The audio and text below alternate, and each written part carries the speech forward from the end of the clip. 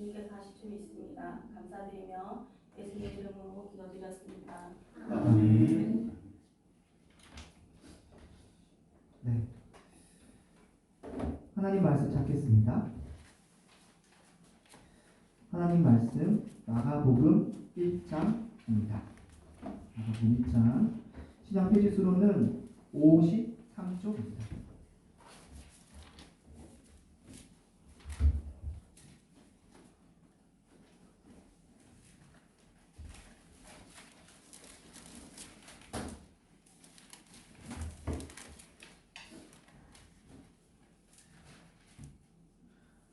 한 절이어서 우리 다 같이 합독할까요?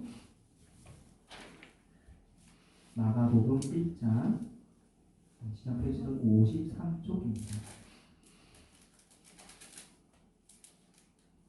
네, 합독하겠습니다.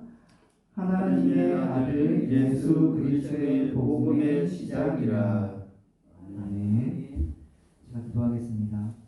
복되신 하나님 아버지 감사합니다. 오늘 귀한 날 함께 새로운 기회와 예배드립니다. 주님 기뻐하여 주시옵소서.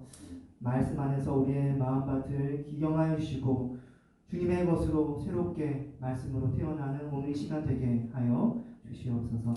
감사합니다. 예수님 이름으로 기도합니다. 아멘.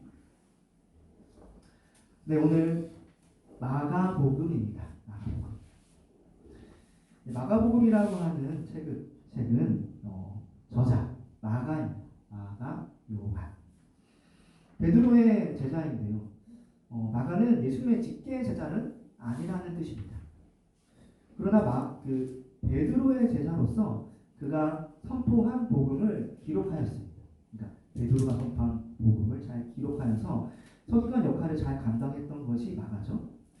그래서일까요? 베드로가 그를 아들이라고 불렀을 정도였습니다. 그는 베드로가 전한 복음을 잘 알고 있었던 거예요. 그래서 나중에는 베드로가 전한 복음을 글로 기록해 줄 것을 성도들에게 부탁받기까지 하였습니다.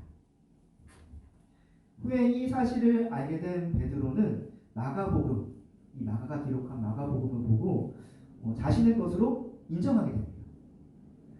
그리고 교회는 이 책을 보게 되었고 그래서 이 마가복음의 사도성을 인정하게 되었습니다. 마가복음의 기록 대상은 이방인입니다.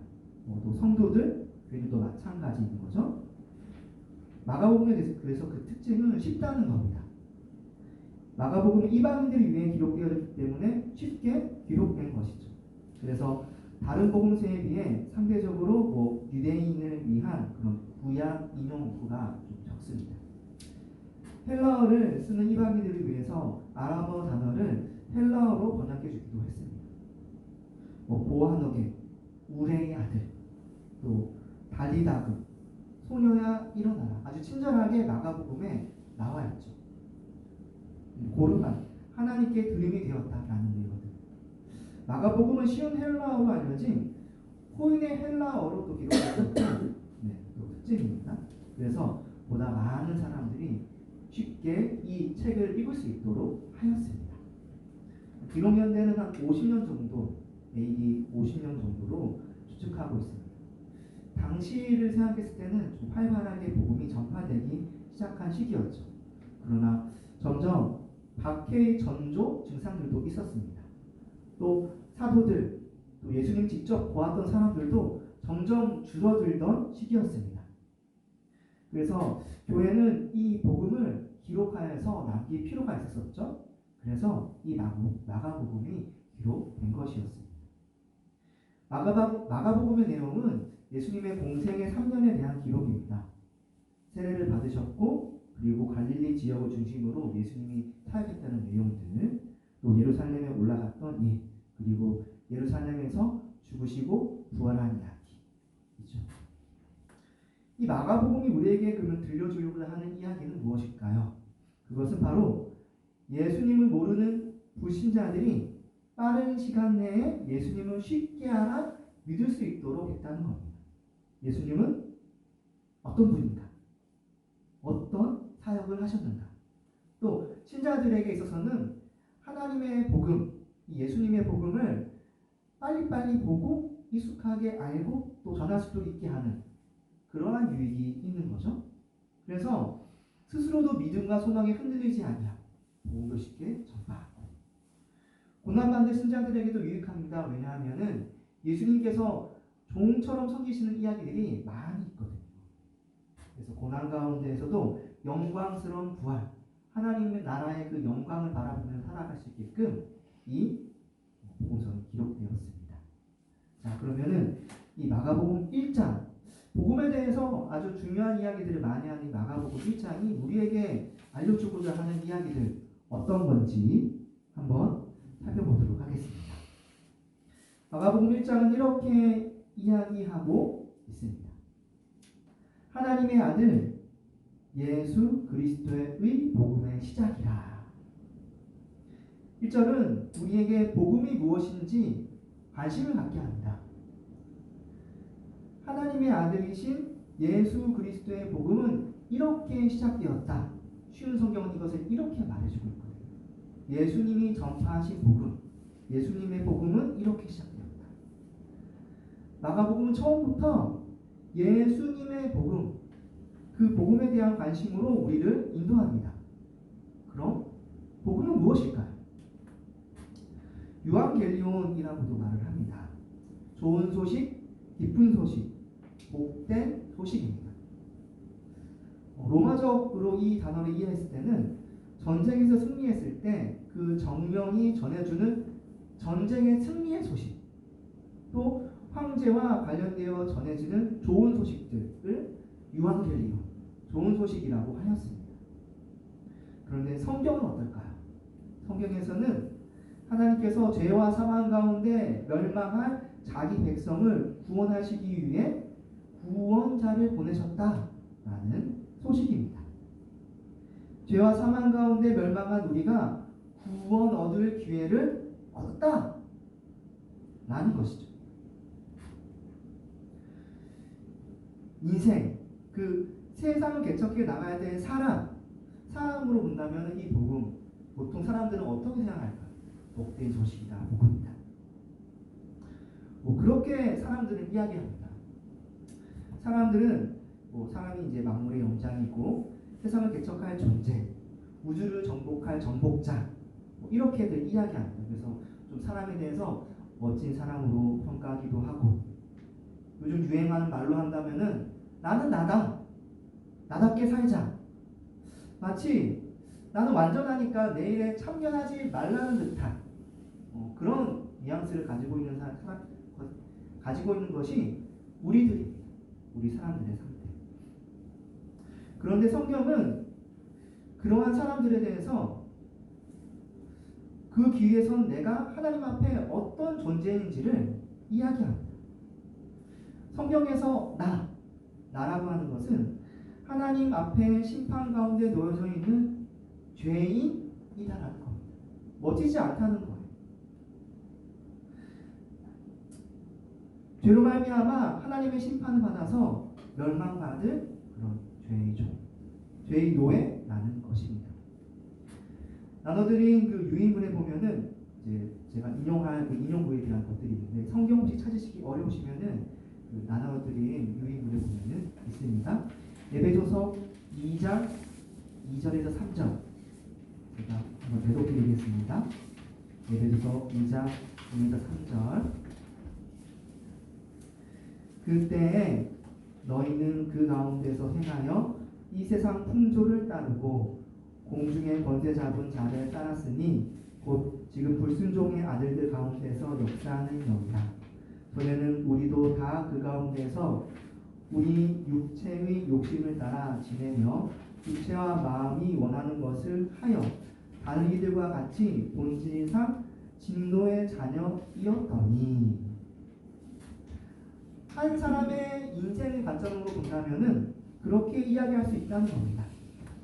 사람은 태어나면서부터 하나님과 영적으로 단절, 영적 죽음에 이르러 있는 죄 가운데 태어난 존재라는 겁니다.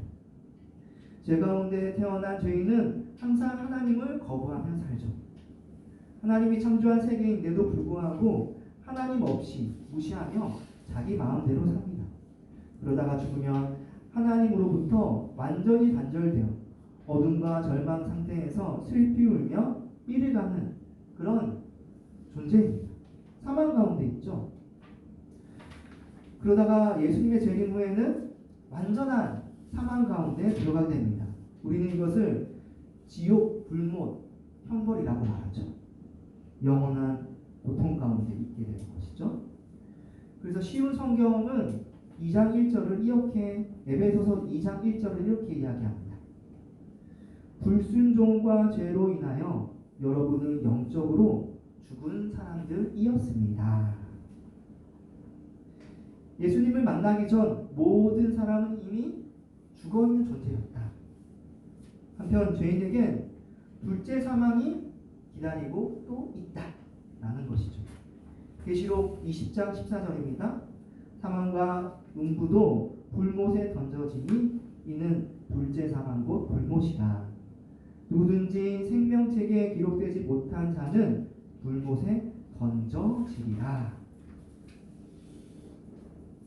결론적으로 사람은 이 세상의 개척자, 영웅, 왕이 아니라는 뜻입니다. 하나님의 심판 앞에 놓여있는 죄인이다. 스스로 그 심판에서 구원 얻을 길이 없다. 이런 죄인에게 죄와 사망 가운데에서 구원하신 예수님이 오셨다는 소식이 진정한 복음입니다. 그럼 성경이 말하는 복음은 무엇일까요? 이렇게 정해 볼 수 있을 것 같습니다. 성경이 말하는 복음은 죄와 사망으로부터 구원 복음이다.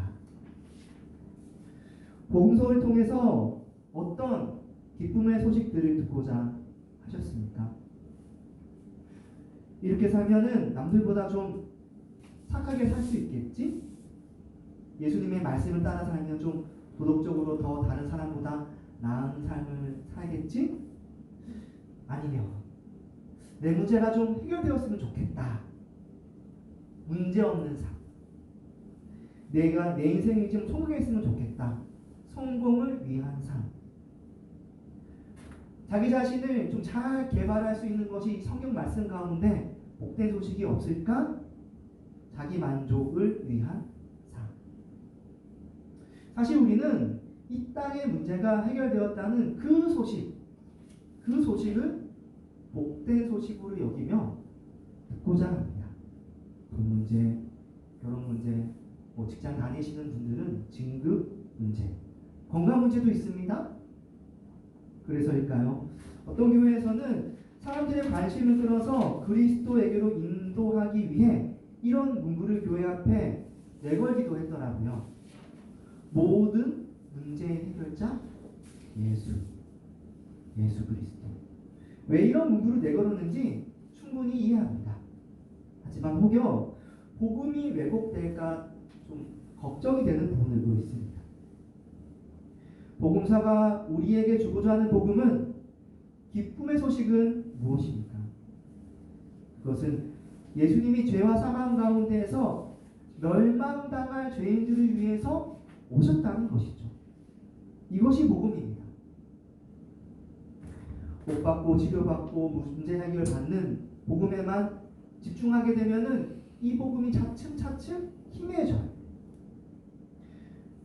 교회는 어떤 문제 해결을 위한 그런 백화점 같은 곳이 아닙니다. 성경은 그런 문제들 해결할 수 있는 그런 만능키, 만능 자기개발서도 아닙니다. 예수님을 믿는다고 인생의 모든 문제가 해결되지 않는다는 거 사실 우리가 잘 알고 있지 않습니까? 우리는 그 문제 앞에 항상 어려워하죠.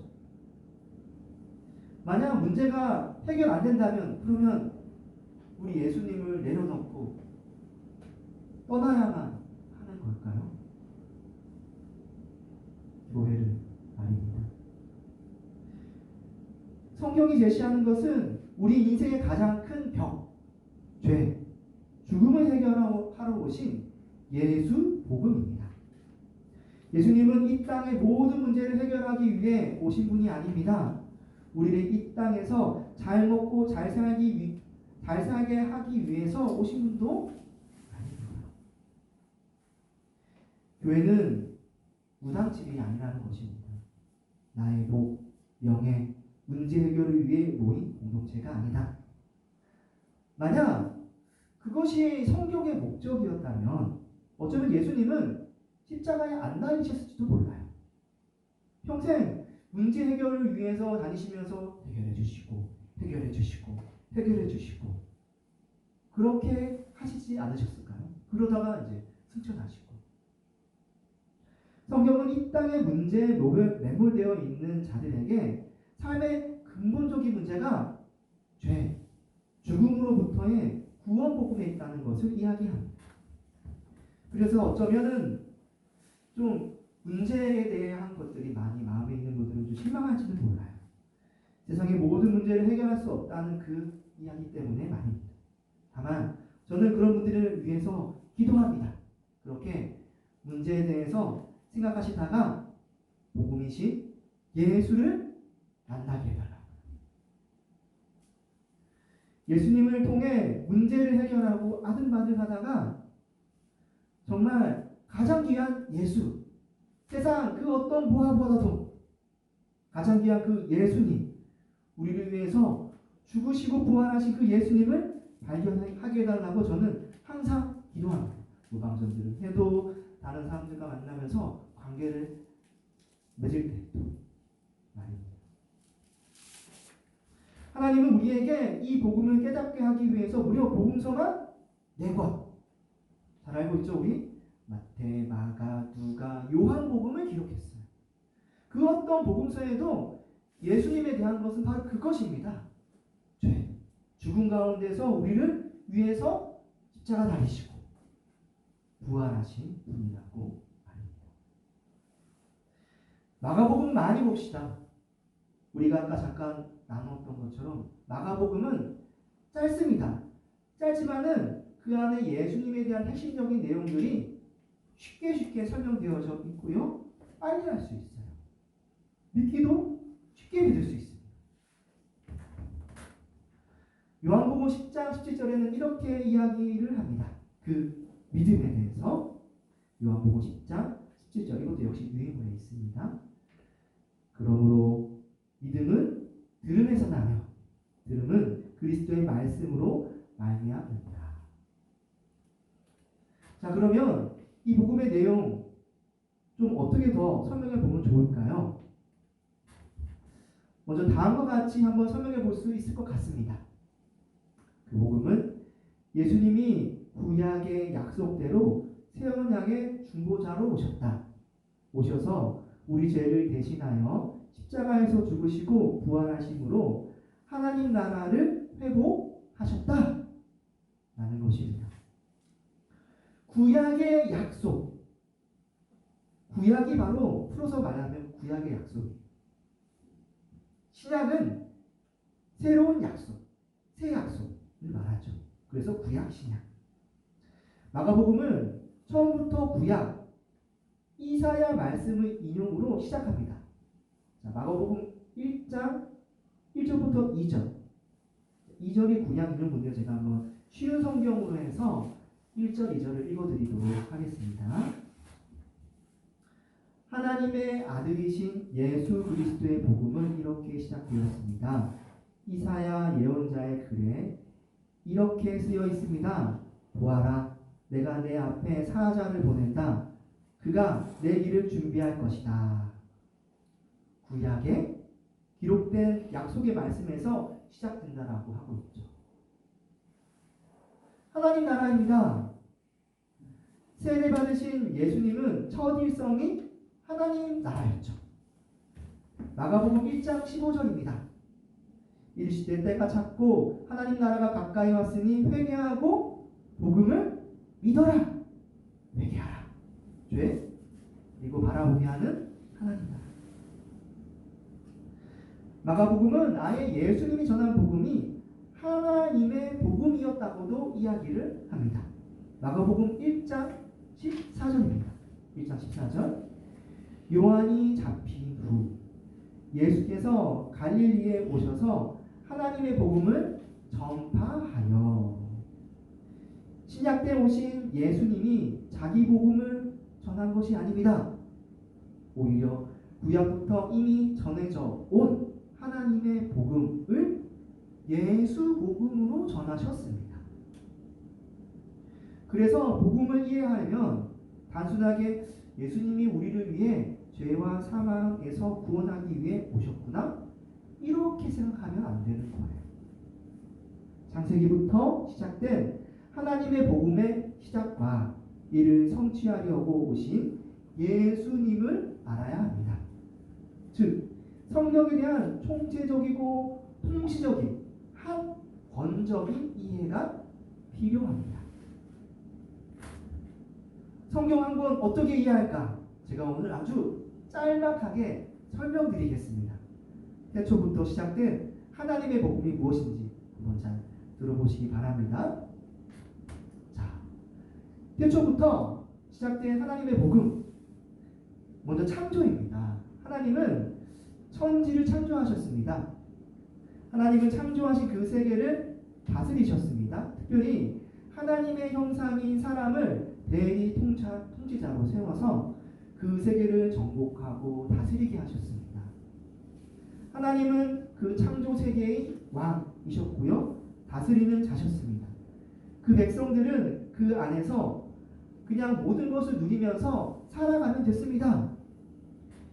이러한 하나님께서 창조한 세계를 성경은 하나님 나라라고 이야기합니다. 왜냐하면 하나님이 왕 되시고 다스리는 백성이 있고 그리고 통치받는 땅이 있어요.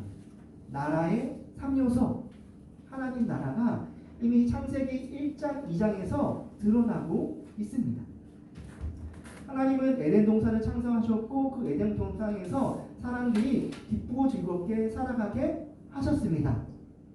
해야 할 것은 하나님의 말씀에 순종하는 것, 그리고 선악과를 먹으면 안 된다는 것, 먹으면 죽는다, 반드시 죽는다는 것이 하나님의 법칙이었습니다. 그것만 지키면 그 안에서 기쁘고 즐겁게 살 수 있었습니다. 자, 그런데 사람이 하나님의 말씀을 불순종했어요. 하나님처럼 되고 싶어서 이 마귀, 뱀의 유혹에 넘어가서 선악과를 따먹었습니다. 왜 따먹었냐면요, 하나님처럼 되고 싶어서, 하나님처럼 선악을 알고 싶어서 그렇게 따먹은 거예요. 하나님을 거부하는 것이 바로 죄입니다. 하나님 말씀에 불순종하는 것이 죄입니다. 그냥 하나님 없이 내 마음대로 내 뜻대로 살고자 하는 것이 바로 죄였습니다. 그 결과는 무엇입니까? 죽음입니다. 하나님과의 관계 단절, 그리고 하나님으로부터 모든 받은 복이 다 저주가 되고 고통이 되고 슬픔이 되고 그리고 결국 하나님 나라에서 쫓겨나는 것. 에덴 동산, 하나님 나라의 그림자죠. 그러나 하나님은 사람을 그렇게 안 버려두셨다는 거예요. 창세기 3장 15절 말씀에 여자의 후손은 내 머리, 그 뱀의 머리를 상하게 할 것이오라고 하는 말씀이 있어요. 이 사람이 범죄하게 해가지고 그 사람이 에덴 동산에서 쫓겨나게끔 했던 게 뱀 아니겠습니까? 근데 그 뱀의 머리를 짓밟는다? 상하게 한다? 그것은 구원입니다. 그래서 이것을 우리 믿음의 선배들은 원시복음이라고 이야기합니다. 즉 하나님께서 이 뱀, 사단에 대해서 이야기하면서 우리의 구원에 대해서 약속해 주신 거였습니다. 그리고 그 후에 하나님께서는 이 사람에게 가죽옷도 입혀주셨어요. 이 구원해 주시겠다고 하는 것에 대한 약속이죠. 왜냐하면은 그냥 미우면 쫓아내면 되는데 굳이 그 미운 아담 또 하와에게 옷을 입혀주셨다는 거예요. 가죽. 그리고 굳이 또 아담은 이 여자의 이름을 하와라고 이름 지었습니다. 생명이다. 너는 생명이다. 우리를 구원할 자 여자의 후손을 태어나게 한 생명이다. 그렇게. 그래서 창세기 3장에서부터 그 구원의 이야기는 시작된 거예요. 구원은 어땠습니까? 하나님은 이 구원을 성취해갈 아브라함을 선택하셨어요. 아브라함의 선택, 창세기 12장 1에서 2절 말씀이죠. 여호와께서 아브라함에게 이르시되 너는 너의 고향과 친척과 아버지의 집을 떠나 내가 내게 보여줄 땅으로 가라. 내가 너로 큰 민족을 이루고 내게 복을 주어 내 이름을 창대하게 하리니 너는 복이 될지라. 하나님은 아브라함을 통해 세워질 것, 그 하나님 나라를 이야기하신 겁니다. 왜냐하면 그 후에 하나님께서 창세기 18장 18절 말씀에 아브라함을 통해서 강대한 나라를 세울 거라고 이야기하셨거든요. 창세기 18장 18절 말씀. 아브라함은 강대한 나라가 되고 천하 만민은 그로 말미암아 복을 받게 될 것이 아니냐. 어떤 예수님이 오신 것도 아닌데 이미 아브라함의 후손 가운데에서 태어날 그 예수님을 염두에 두고 하나님이 지금 이렇게 말씀하신 거예요. 그리고 창세기 22장 17절 18절에서는요. 아브라함에게 이런 이야기를 합니다.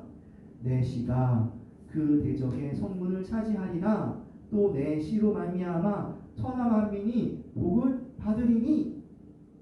분명하죠. 아브라함을 통해서 할 구원 약속입니다. 아브라함 언약. 또 모세 언약이 있습니다. 하나님은 모세를 통해 아브라함의 후손인 이스라엘 백성에게 율법을 주시며 하나님의 백성 제사장 나라를 삼으시겠다고 약속하셨습니다. 출애굽기 19장 5절 6절 말씀이죠.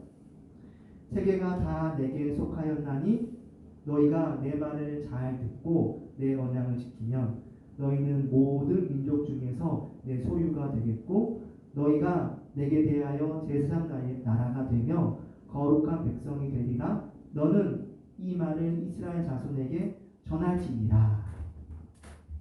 모세에게 하신 말씀입니다. 그리고 모세는 이스라엘 백성에게 그런 이야기도 하죠. 나와 같은 선지자를 너희에게 보내줄 거다.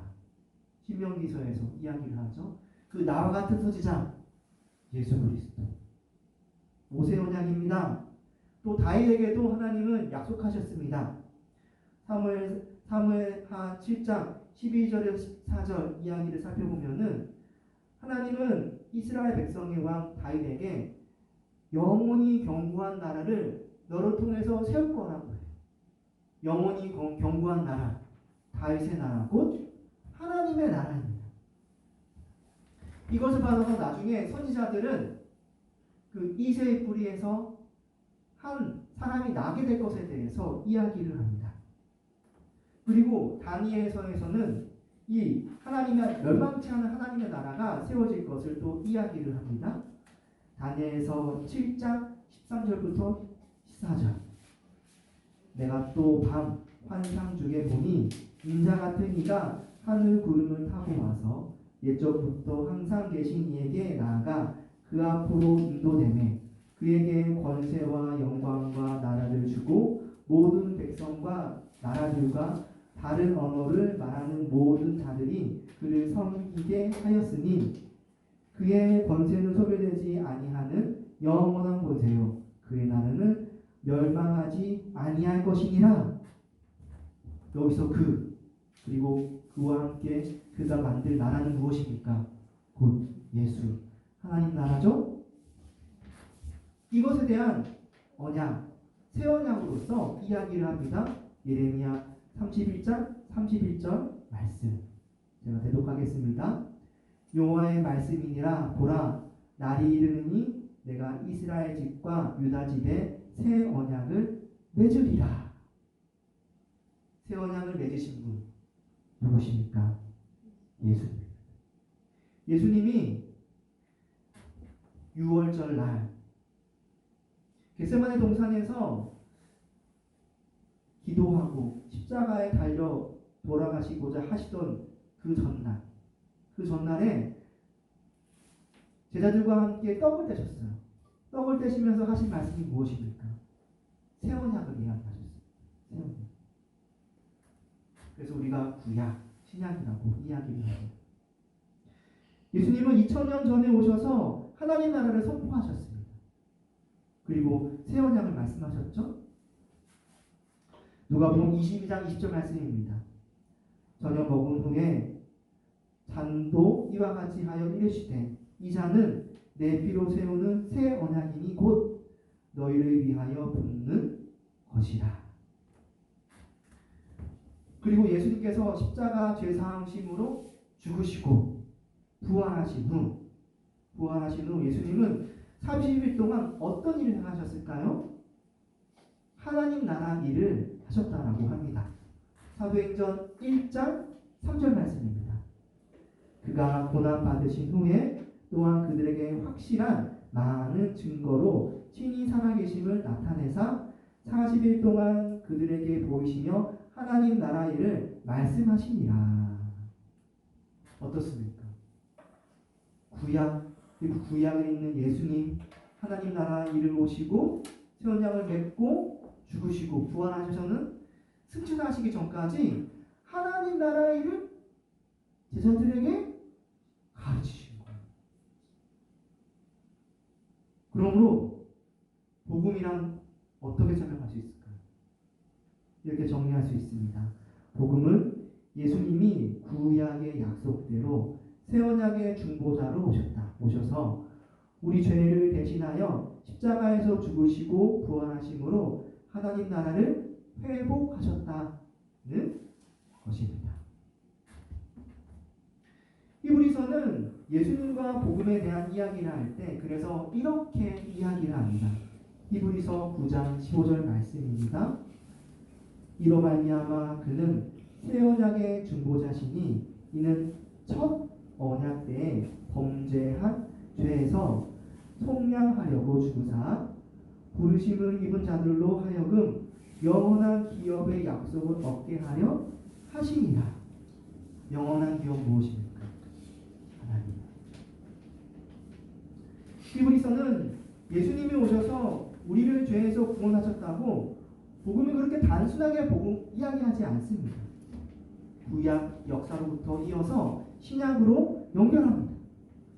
초림하신 예수님에 대해서 이야기하고 그 예수님이 영원한 하나님 나라의 기업을 있게 하실 거다라고 이야기를 합니다. 하나님이 그렇게 우리를 창조하시고 하나님 나라 창조하시고 범죄했지만 다시 구원의 약속을 하시고 하나님 나라 약속을 그렇게 구구절절하셔서 예수님을 통해서 성취하신 것입니다. 새 언약의 중보자 예수 그리스도. 그러므로 복음은 예수님이 구약의 약속대로 새 언약의 중보자로 오셨다는 것입니다. 그리고 오셔서 우리 죄를 대신해 십자가에서 죽으시고 부활하심으로 하나님 나라를 회복하셨다는 것입니다. 이렇게 풍성한 복음에 대한 이해 안에서 복음이신 예수님을 신뢰합시다. 많은 이야기를 했습니다. 사실 핵심은 무엇일까요? 바로 예수라는 것. 예수. 구약도 예수, 신약도 예수. 그 복음이신 예수 그리스도를 잘 살펴보면은 이 복음에 대한 풍성한 이해를 할 수 있다는 것입니다. 하나님께서 이 예수님을 통해서 모든 것을 펼쳐가셨잖아요.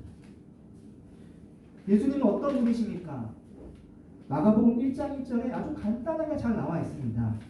하나님의 아들 예수 그리스도. 예수님이 하나님의 아들이시라는 것.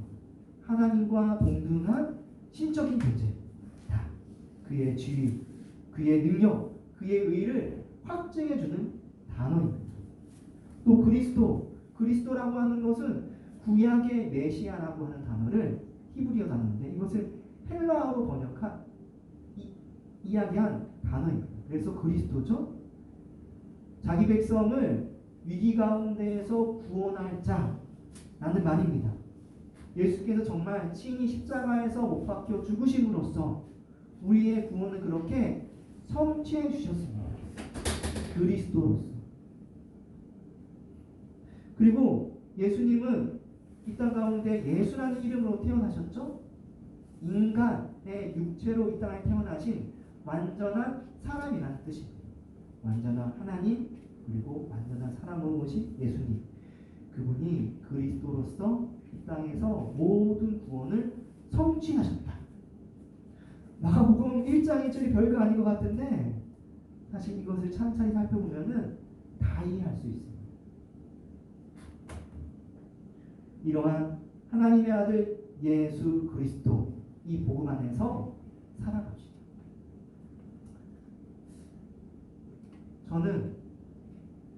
우리는 가끔 복음이신 예수님과 이 십자가를 저도 이 복음을 전하다 보면 불신자분들 모르니까 자꾸 간단하게 가볍게 하려고 하는 그런 습관이 있습니다.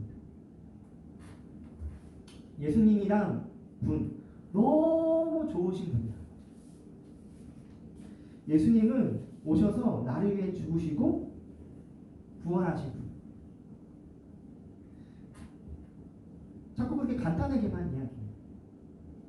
근데 그렇게 생각하다가 보면 나 스스로에 대해서 생각할 때 예수님에 대한 복음도 약화되고 그래서 나도 또 그냥 꽤 괜찮은 사람인 것처럼 여기고 하는 그런 일이 생기게 됩니다.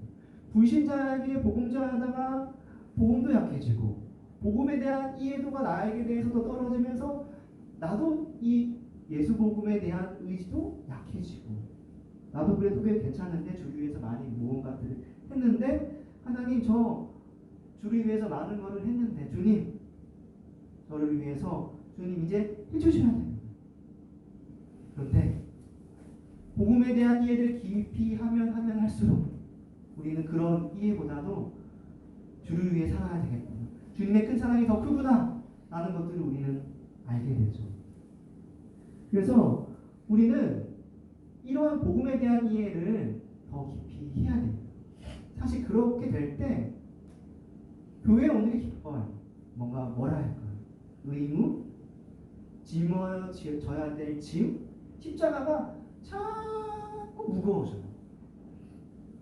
근데 복음을 살펴보고 예수님이 하신 일들을 또 살펴보고 하게 되면은 이 예수님이 하는 일들이 너무나 많은 거예요. 와, 이거 너무 크신 일을 하신 건데? 너무 감사한데? 잊혀졌던 그 복음의 보화들을 예수 그리스도 안에 찾으면은 다시 힘이 생깁니다. 다시 예수 그리스도를 외치게 됩니다. 다시 기도를 하게 되고요.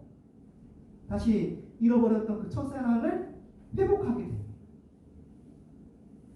예수 사랑으로 나아가게 되죠.